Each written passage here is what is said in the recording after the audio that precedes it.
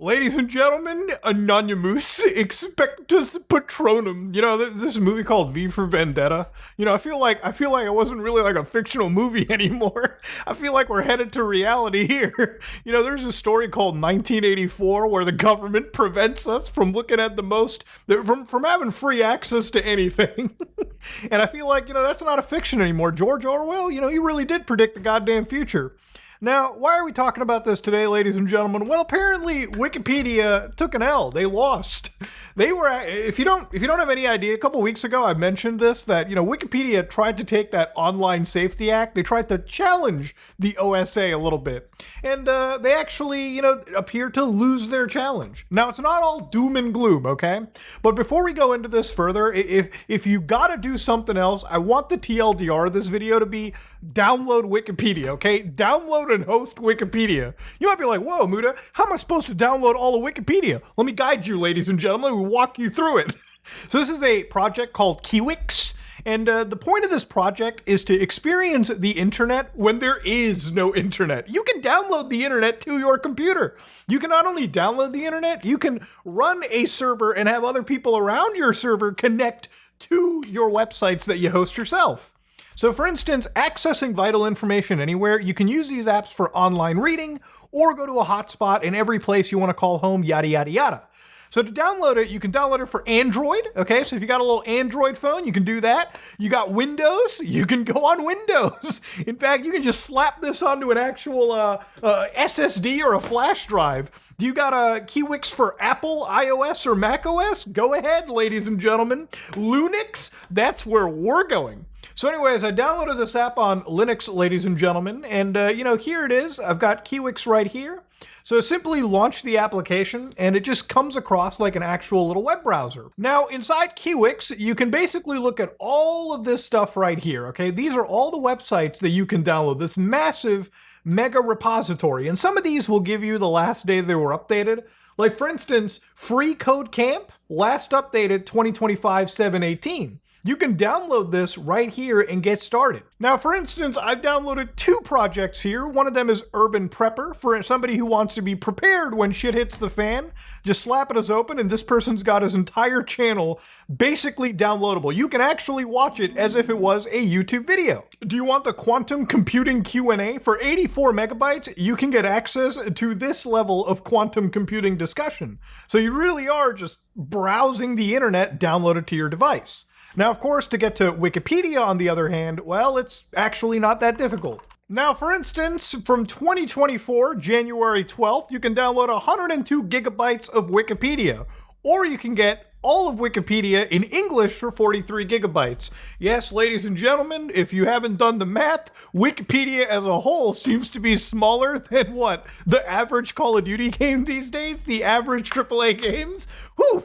The amount of hard drive space we have to give up to play our favorite shooters is actually a different story I could talk about. But Wikipedia is completely available. So again, the TLDR is, if you're worried about Wikipedia going away, just download it and you can browse it. And of course, with this software, you can click these little buttons up here, go to local Kiwix server and actually start your own, meaning that people in your network or your VPN network can access Wikipedia offline. So anyways, why am I walking you through this, ladies and gentlemen? Well, to give you an idea, censorship is pretty much going to be the future.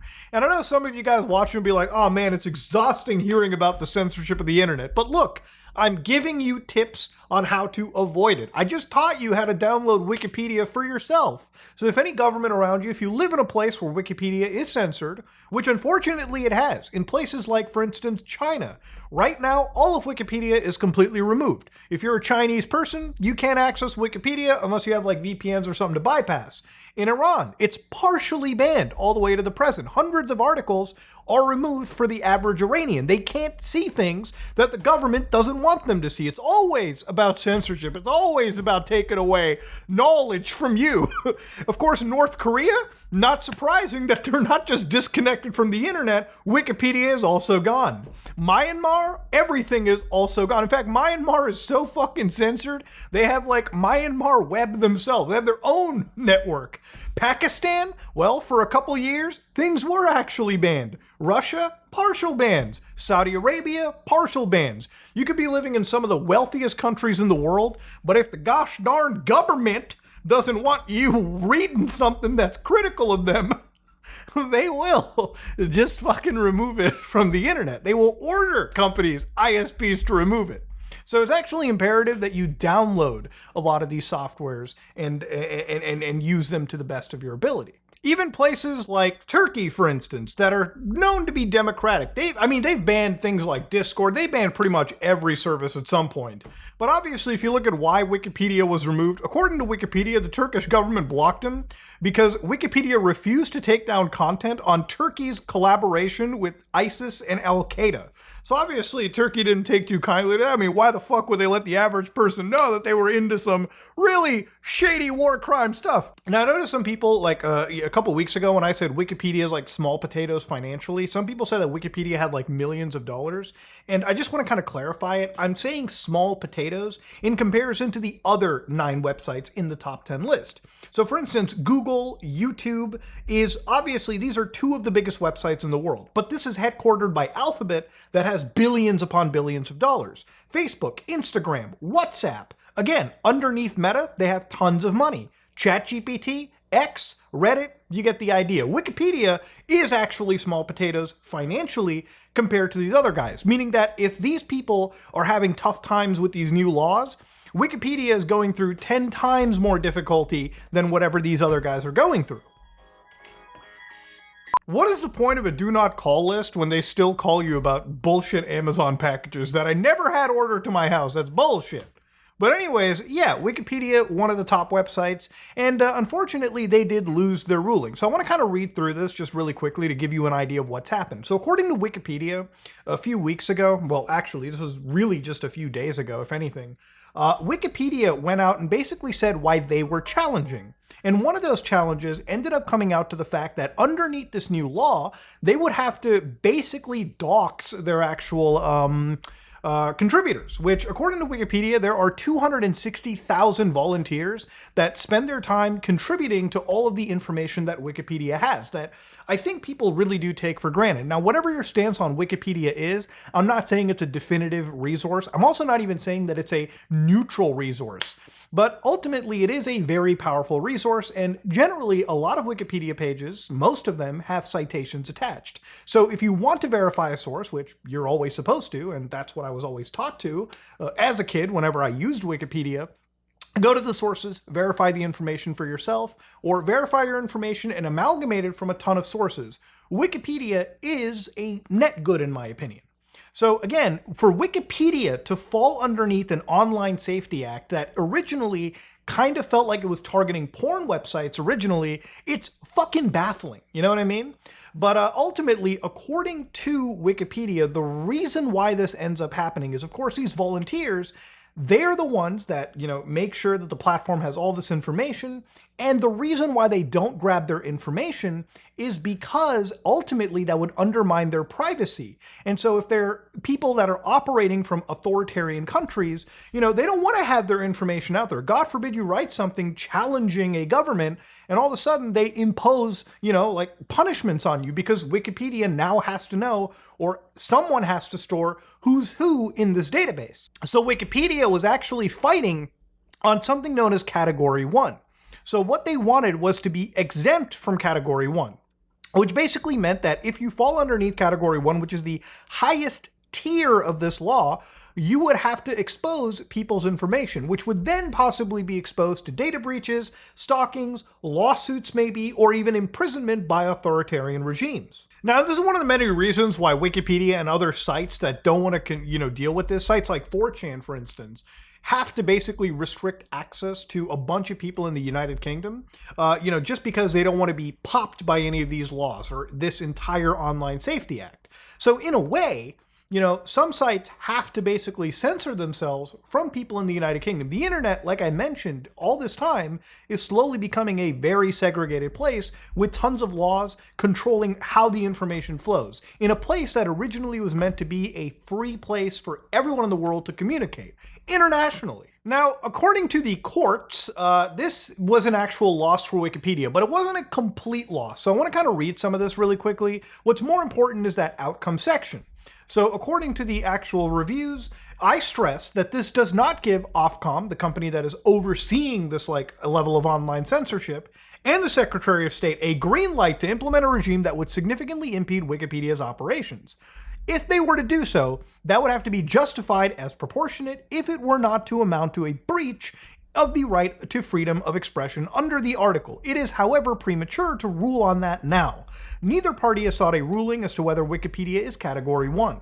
Both parties say that that decision must, for the moment, be left to Ofcom.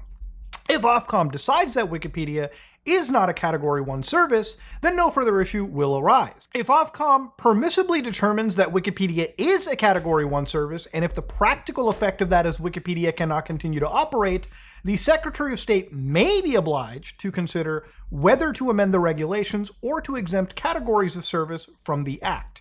In doing so, he would have to act compatibly with the convention. Any failure to do so would be subject to further challenge. Now, I'm not a lawyer, but I can read this and at least somewhat reasonably gather that there is a bit of a win somewhere, right? Like there's at least a bit of a challenge other companies can make when they take this law forward. The fact that this law exists, though, in general, is just sad. Now again, with a lot of these laws, like I said, it always comes down to think of the children, right? And I think this is just a complete bullshit stance. In fact, we can read the Wikipedia article of "think of the children" is a cliche that evolved into rhetorical tactic. In the literal sense, it refers to children's rights. In the discussion of child labor, in debate, it is a plea for pity to be used as an appeal to emotion. And that is ultimately what it is. It's an appeal to emotion. A lot of these laws that are getting passed are not getting passed in good faith. Honestly speaking, with a lot of these ID verification things, and I've constantly said it, I think it's a way, first and foremost, to surveil the internet, to basically instill an emotion of fear into people so that they think twice about what they post.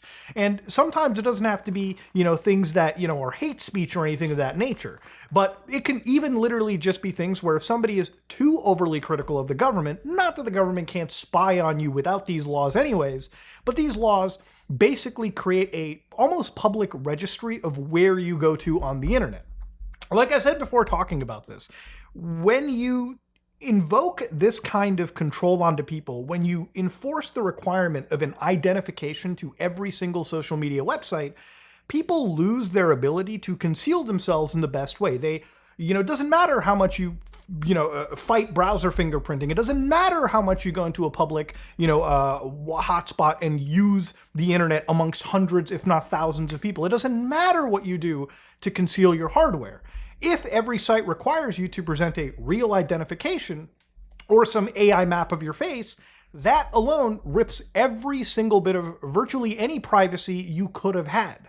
And the thing is, people are kind of trying with, fake IDs somebody is making on AI generated stuff and maybe having that pass through. Maybe it works, maybe it doesn't. It's really just a matter of these things, a lot of this technology catching up to the ways we're slowly trying to figure out how to fight back.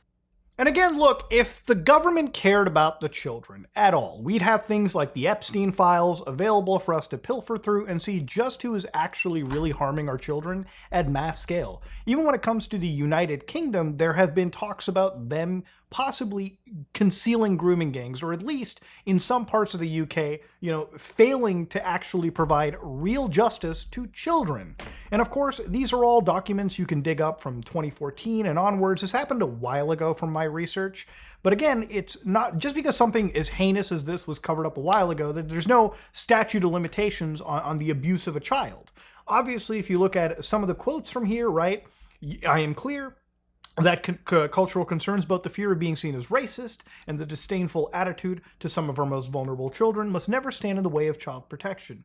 We know that child exploitation happens in all communities. There is no excuse for it in any of them, and there is never an excuse for failing to bring the perpetrators to justice. Now, I'm somebody from North America kind of looking into this briefly, so I'm not a full expert, but from my understanding, there was a group of Asian individuals, and Asian in the context of here was, if you have Asians in North America, it's mostly referring to East Asian people, so Japanese, Korean, Chinese, Vietnamese individuals, and anybody in that camp. And I believe in the United Kingdom, Asian represents like, Indian, Pakistanis, Bangladeshis, people that are South Asian. Asia's a huge continent, so a whole bunch of different people there. But I believe, according to this situation, it was a disproportionate amount of Pakistani men, Pakistani British men that were, apparently running some of these grooming gangs. And here's the thing. I don't really care if, this invokes a little bit of racism. Ultimately, I care mostly about the justice. I think anybody of any race and culture is capable of abusing a child. We've seen it happen time and time again.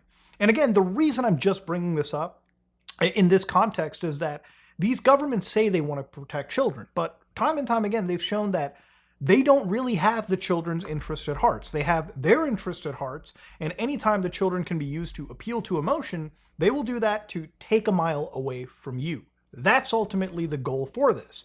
And there's a reason why I've made so many videos recently talking about censorship, because I think it's more important than even like video games or anything of that nature. This is slowly becoming a situation where really anything on the internet can be treated in the worst way imaginable. Like, one of these websites that I went to, Creepypasta Wiki, years ago. Now, if you ever have followed me from the beginning, I read creepypastas. I pretty much read almost all the best creepypastas that you can ever imagine.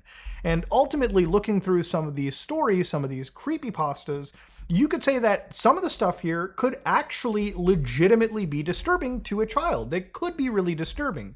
But the reality of it is that this website may even fall under the actual, umbrella of protecting people from online safety. You might even need something where you need a driver's ID to access spooky campfire stories on the internet someday. And that needs to be addressed. That needs to not happen.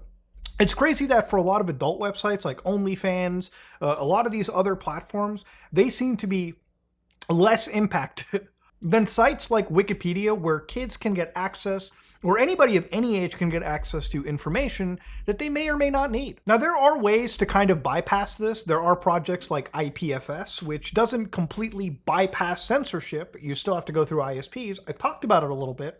But it is the first gateway to things like decentralized webs. So aside from things like Tor, using the IPFS relay, which was used to help bypass government censorship for Wikipedia, people can actually access information regarding, again, pretty serious topics. So if you wanted to learn spaceflight, but your government banned you, going to this URL and reading all about this stuff may be one of the only options you have.